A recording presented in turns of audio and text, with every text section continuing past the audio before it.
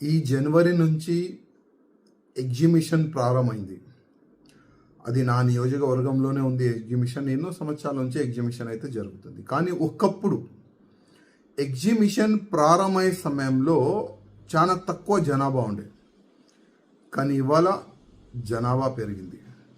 దాదాపు 45 days surrounding జనాలు కానీ మోజంజాయ్ మార్కెట్ నుంచి ఏక్ మినార్ మస్జిద్ వరకు, ఏక్ మినార్ మస్జిద్ నుంచి అసెంబ్లీ వరకు ఎన్నో గంటలు రోడ్డు మొత్తం జామ్ ఉంటుంది. సరౌండింగ్ మొత్తం న్యూసెన్స్ జరుగుతుంది. నేను గతంలో కూడా అసెంబ్లీలో ముఖ్యమంత్రి గారు ఉండే, అప్పుడు కేసీఆర్ గారు, వాళ్ళకి రిక్వెస్ట్ చేసిన, ఈ ఎగ్జిబిషన్కి సిటీ నుంచి బయట ట్రాన్స్ఫర్ చేయండి.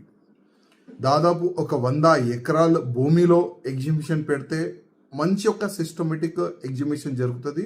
ఇంకా గ్రాండ్గా ఎగ్జిబిషన్ కార్యక్రమం కూడా అక్కడ పెట్టుకోవచ్చని నేను అసెంబ్లీలో కూడా అప్పుడు రైజ్ చేసిన, కానీ వినలే. ఎందుకంటే ఈ ఎగ్జిబిషన్ నుంచి కొంతమంది మినిస్టర్లకి ఎక్కువ ప్రాఫిట్ వస్తుంది.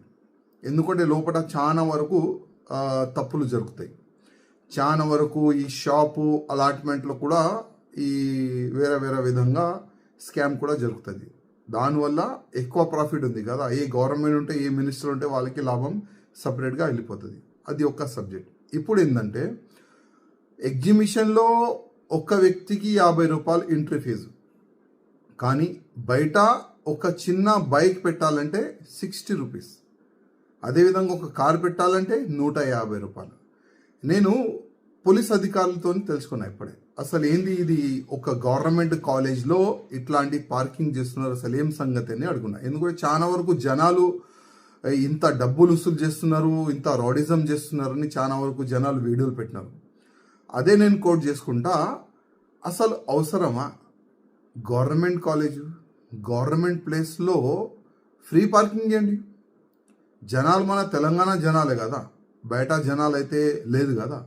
కానీ ఎగ్జిబిషన్కి ఫ్యామిలీ సహా వచ్చే వాళ్ళకి ఒక కార్ పార్కింగ్ పెట్టాలంటే 150 రూపాయలు ఇవ్వాలి, ఒక బైక్ పెట్టాలంటే 60 రూపీస్ పెట్టాలి. అసలు ఇది టెండర్ అయిందా?